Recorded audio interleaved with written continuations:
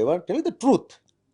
So ఈ రోజున AIIMS మా జిల్లాది, ఎయిమ్స్ లాంటిది మీకు ఇస్తామని శ్రీబాగ్ ఒప్పందంలో దాన్ని కూడా దాని తృణప్రాయంగా వదిలేశారు. ఆయన ఎందుకు అమరావతి పైన నిర్బంధ అభివృద్ధి దానికి పదం వాడాలనుకున్నా, నిర్బంధ అభివృద్ధి అమలు చేస్తారు అక్కడ, అన్ని ఎత్తకపోయి ఆడే అప్పుడు మీరు పెట్టుకుంటారు. కూడా నిర్బంధంలో ఉన్నారా? అంతే కదా. ఎప్పుడు ఆయన నిర్బంధ అభివృద్ధికి పునాదులు లేదు, వేస్తున్నారు. మేము దాన్ని అసలు మీరు ఎస్ఎఫ్ఐ నుంచి పోరాట యోధులుగా ఉన్న మీరు కూడా మేము ఇప్పుడు కూడా నిర్బంధానికి గురయ్యారా? నేను అమరావతిలో నిర్బంధ అభివృద్ధికి వ్యతిరేకి నేను. అది okay sir, that is secondary thing. AIIMS అక్కడి నుంచి తరలవుతున్నప్పుడు ఒక నిరసన కార్యక్రమాలు ఎక్కడైనా రాష్ట్ర వ్యాప్తంగా కనబడ్డాయా? మీరు చూసారా? అంటే ఈ మధ్య కాలంలో పీపుల్ రియాక్షన్ మోడ్ మారింది.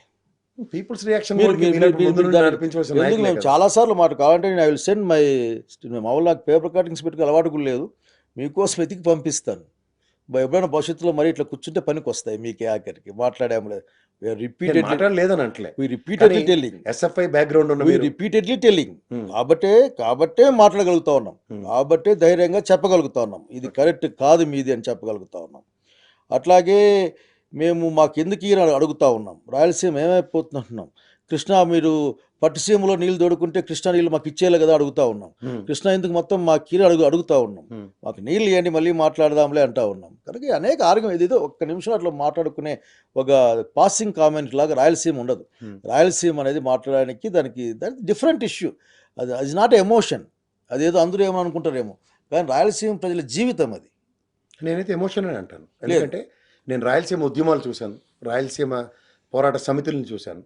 మీరు అన్నట్టు బొక్క నీళ్ళ కోసం అరువులు చూస్తున్న ఈ తరుణాన్ని కూడా నేను చూస్తున్నాను. అవును. కానీ దీని మీద అంటే నేను ఉదాహరణకి ఇప్పుడు మీరు ప్రభావితమై వైఎస్ఆర్సీపీలో జాయిన్ అయిన విద్య, వైద్య, ఆరోగ్యం అన్న దాని మీద ఇవాళ మీరు ఈ 17 మెడికల్ కాలేజీలో జగన్మోహన్ రెడ్డి గారు వద్దన్న కాదన్న కర్నూలులోటి అండ్ వెనకబడిన ప్రాంతాలకు కన్నా ప్రకాశం జిల్లాలకు కానీ లేకపోతే పులివెందులు కానీ ఇలాంటివి మార్కాపురం కానీ ఇలాంటివన్నీ మీరు చూస్తున్నప్పుడు ఈరోజు మీరు ప్రభావితమైన జాయిన్ అయిన దగ్గర ఈ మెడికల్ కాలేజీలకే ఒక తీవ్ర దాన్ని ఏమంటారంటే ఆక్షేపణలో ఈ ఎన్డీఏ కూటమి ప్రభుత్వం చేస్తున్న దానికి కోటి సంతకాలతో అనిపించుకోవడానిక, లేదంటే మీ ఎస్ఎఫ్ఐ నేపథ్యంతో అట్లీస్ట్ రాయలసీమ నుంచి మీరు ఒక పునరుత్తేజంతో దీన్ని ఎట్టి పరిస్థితుల్లో పీపీపీ విధానంలో ప్రభుత్వం ఏమీ చేయకుండా నిరోధించడానికి మీ ప్రయత్నం ముమ్మరంగా ఉంటుంది? నేను నా కాన్సెన్స్ నుంచి మీ రక్తదాన ఇది చూశాను నేను. నేను నా కాన్సెన్స్ నుంచి 1,04,036 సంతకాలు పెట్టారు మా వాళ్ళు. ఓకే.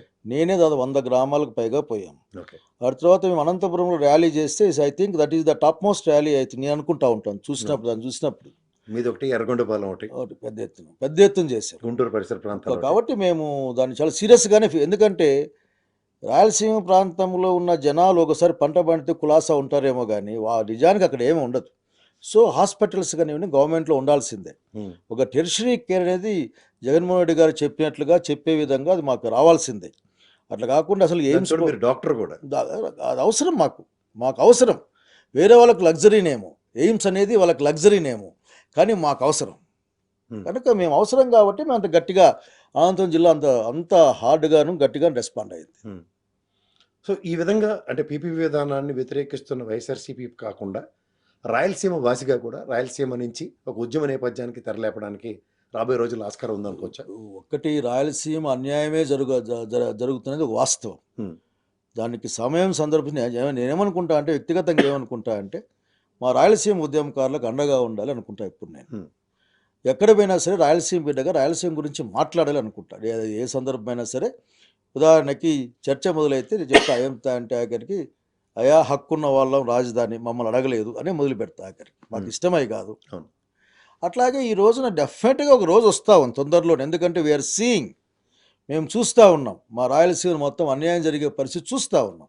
మా నీళ్ళకు అన్యాయం, మా మనుషులకు అన్యాయం, కేవలం మా భూములకు తప్ప, మాకు భూములు ఇవ్వడం తప్పనిస్తే మిగతా లేదు. ఉదాహరణకి నేను చాలా గట్టిగా అడుగుతా ఉన్నా. ఈ రోజున పారిశ్రామిక అభివృద్ధి అని అంటుంటాడు ఆయన, చంద్రబాబు నాయుడు బహుశా ఆఖరిలో ఉన్నాడో మధ్యలో తెలియదు కానీ నాకు, జగన్మోహన్ రెడ్డి గారు ఫస్ట్లో ఉన్నారు సౌత్లో. కానీ అనంతపురం జిల్లాలో హైందూపురం దాదాపు బెంగళూరు వాతావరణం కలిగి ఉంటుంది. అక్కడ ఎందుకు ఈయన అసలు ఈ గవర్నమెంట్ ఎందుకు ఎట్లా పాలసీ పెట్టుకున్నప్పుడు ఒక న్యూ హబ్ తయారు చేయొచ్చు, మా వాళ్ళకు ఉద్యోగాలు వస్తాయి, లేకుంటే డెవలప్ అవుతుంది. అవన్నీ ఏం లే. మొన్న ఆయన మమ్మల్ని గవర్నమెంట్లో కియా మోటార్స్ తెచ్చి కాల్ జాబ్ కూర్చున్నారు. కియా మోటార్కి ఎందుకంటే చంద్రబాబు నాయుడుకి మధ్య ఏదో అవార్డు కూడా వచ్చినట్లుంది, ఏదో నువ్వు మంచిగా పారిశ్రామికవేత్తలు సాయం చేస్తావు అనే విధంగా ఏదో అవార్డు వచ్చినట్లుంది. నేను కొన్ని వాటిని నమ్మను సార్. వచ్చింది ఏదో, నమ్మాల్సిన కష్టం వస్తుంది, ఎందుకంటే రాయటర్స్లో వార్తలాగే అదే కొన్ని అనుమానాలు వస్తాయి. నమ్ముతున్నారో నమ్మట్లేదు అంతే. అది సమస్య కాదు, కానీ వచ్చిన అంటే మాట నాకు వాస్తవం. తెలిసినంత వరకు ఇండస్ట్రియలైజేషన్ కానీ గ్లోబలైజేషన్ కానీ మీరు అన్నట్టు ఏమైనా చేస్తే సమ్మిట్లు, ఆర్భాటాలు, కొలమానాలు అయితే మనకి బుక్స్ ఆఫ్ స్టాటిస్టిక్స్ను ఈజ్ ఆఫ్ డూయింగ్ బిజినెస్లో ర్యాంకులు మనకి ప్రామాణికాలుగా ఎందుకు సార్ ఈజీ బిజినెస్ 99 పైసలకి ఎకరా అమ్ముతున్నా, 27 ఎకరాలు అమ్ముతున్నా, అది ఈజీ బిజినెస్ కదా. ఎవరికి ఈజీ బిజినెస్ అది వేరే డిస్కషన్. ఆ ఈజీ బిజినెస్లో ఎవరికి ఏం లాభాలు వస్తాయి వేరే డిస్కషన్. కానీ చంద్రబాబు నాయుడు గారు ఎందుకు పెట్టకూడదు? మమ్మల్ని 99 పట్టించుకోవాలి. పైసలకి భూమి ఇచ్చినందుకు అవార్డులు వచ్చాయా? అంతే, ఇంకెందుకు వచ్చాయి? ఇంకా అది చెప్పండి ఇచ్చింది ఎవరు? మీరు అటువంటి- ఇచ్చింది ఎవరు?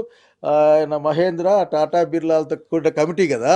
ఎందుకంటే ఈయనకి ఫ్రీ ఇచ్చా, ఆయనకి ఫ్రీ ఇచ్చా, ఆయనకి ఫ్రీ ఇచ్చా, కరెంటు ఫ్రీ, నీళ్లు ఫ్రీ, అన్నీ ఫ్రీ. ఫ్రీకి ఫ్రీ. అవార్డు 99 పైసలు ఇచ్చినాం కదంటే ఏం చేయగలిగింది ఏం లేదు. మరి ఆఖరికి 99 పైసలు వాల్యూ 99 పైసలకి టీసీఎస్ వాళ్ళకి ఇచ్చిన దానికి మాత్రం కృతజ్ఞతలు చెప్పలేదు. వాళ్ళు చెప్పరు. ఎందుకు? ఎక్కడ లాభం ఉంటే అక్కడ పెడతారు సార్. భూమి ఫ్రీగా వస్తే వస్తాడు, నీళ్లు ఫ్రీగా వస్తే వస్తాడు. అదేదో అదాని డేటా సెంటర్ ఉంది, గూగుల్ డేటా సెంటర్ పేరు మీద ఉండే అదాని సెంటర్ ఏదో ఉంది, దానికి కరెంట్ ఫ్రీ. మీరేం చెప్పండి, అది గూగుల్ అదాని? అది అదాని కదా.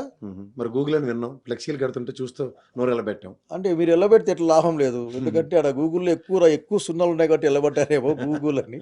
అది అదానిది కదా. వాళ్ళ అబ్బాయి చెప్పి వెళ్ళిపోయాడు కదా పాపం. ఇది మాదే, వాళ్ళది కాదు, వాళ్ళు టెక్నికల్ సపోర్ట్ ఇస్తారని చెప్పాడు కదా.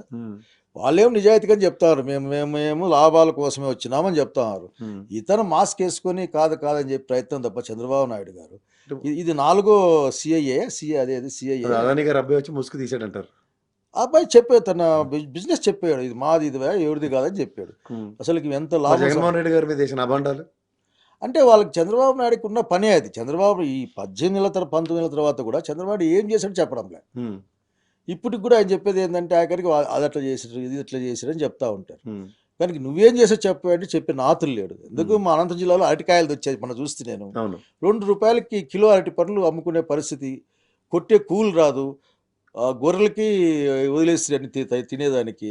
దానికి కూడా ఆయన వెంటనే ఆ గొడవ జరుగుతా అంటే 100 కోట్లు 200 కోట్లు ఇచ్చింటే అదేదో వంగి మొక్కుతాడే దాన్ని ఏమంటారు సార్, అది ఏదో డే ఉంది, ఇట్లా కాల్చీలో ఉంచుకుంటారు చూడండి, పొరుల దండాలా లేకపోతే యోగా డే అంటారే అది. యోగా ఆ యోగా డేకు 300 కోట్లు 330 కోట్లు 330 కోట్లు. పోర్లేదు, నేను ఎకనమిస్ట్ కాదు కదా.